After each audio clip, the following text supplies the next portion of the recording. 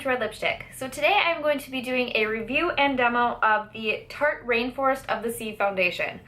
So I'm a little bit late to the boat with this foundation. I got this, I want to say, probably 2 months ago or so, so I've had quite a bit of time to play with it and form an opinion about it. So I just wanted to share this with you, share my thoughts on it, show you how it wears on my skin. FYI, my skin is chronically dry.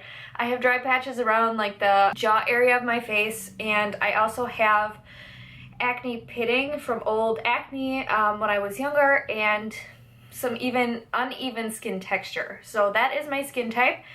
Unfortunately, I can't speak for oiliness. I don't know how this foundation wears on oily skin, so if you have that skin type, definitely do a search on YouTube for someone with oily skin. But if you have dry skin like mine, stay tuned and I'll show you how this wears. So I don't have the box for this anymore, so I don't really know what the claims are, but it says Tarte Rainforest of the Sea Water Foundation, broad spectrum. It does have an SPF of 15 sunscreen in here. I have the shade Porcelain, which is the lightest shade. It is a wonderful match for my skin tone.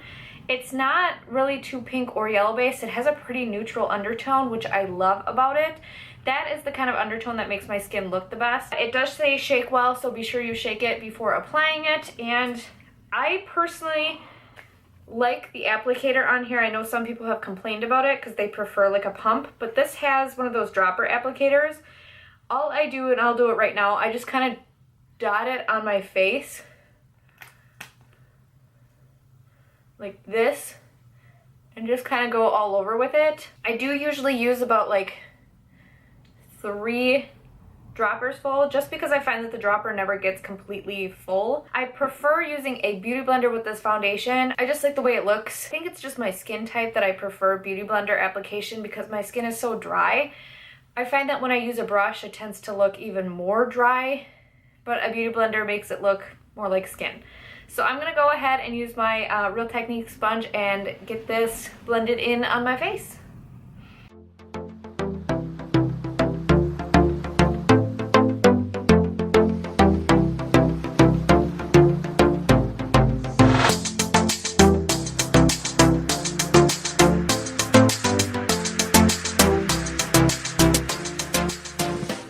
Okay, hopefully you guys can see that is a relatively light layer of foundation. It's not covering any of my freckles.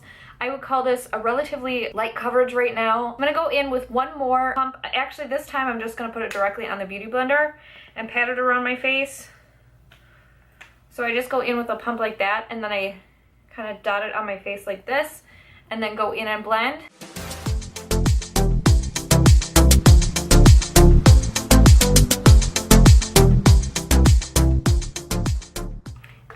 So now that is 2 layers of the foundation, and I would call this a solid medium, almost full coverage.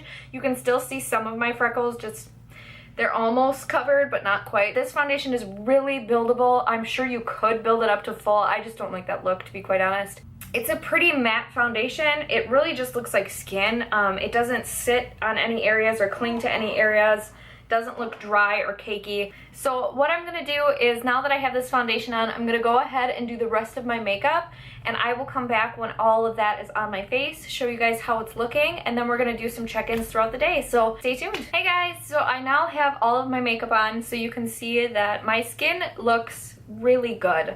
I'm having a really good makeup day today, you guys. As you can see, it's looking pretty full coverage on camera. I would still say it's about medium coverage. I used the Urban Decay Naked concealer underneath my eyes today, and the powder that I used is the Wet n Wild pressed powder, but I am really loving the way that my makeup and my face looks today. So the time currently is 3 p.m. So I have had the makeup on for about an hour at this point, or the foundation itself for about an hour. So I will continue to check in throughout the day and let you know how the makeup is wearing. Hey guys, so I just wanted to do a quick check-in. I've had the makeup on now for about 5 hours. It's looking just as flawless as when I first put it on. I actually did a lip swatch video today, so if you can see, like, there's like a purple ring around my lips right now. I had a purple liquid lipstick on before. That's kind of stained my mouth, and even through doing that, like this, obviously this has worn off because I had to wipe the swatches off, but just in general around here, it's still holding up really well. So I'm really impressed. Hopefully you guys can see why I love this foundation so much. My new favorite foundation is this one. Just wanted to check in and show you guys that everything looks gorgeous.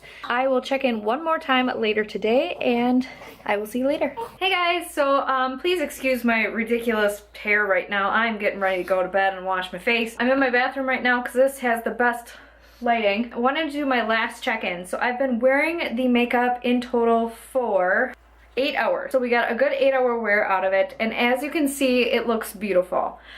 There is some fading on the chin, which generally happens for me, and on the upper lip, which I think was from the lip swatches, quite honestly, because the rest of my face looks gorgeous. Still almost looks like I had just put it on.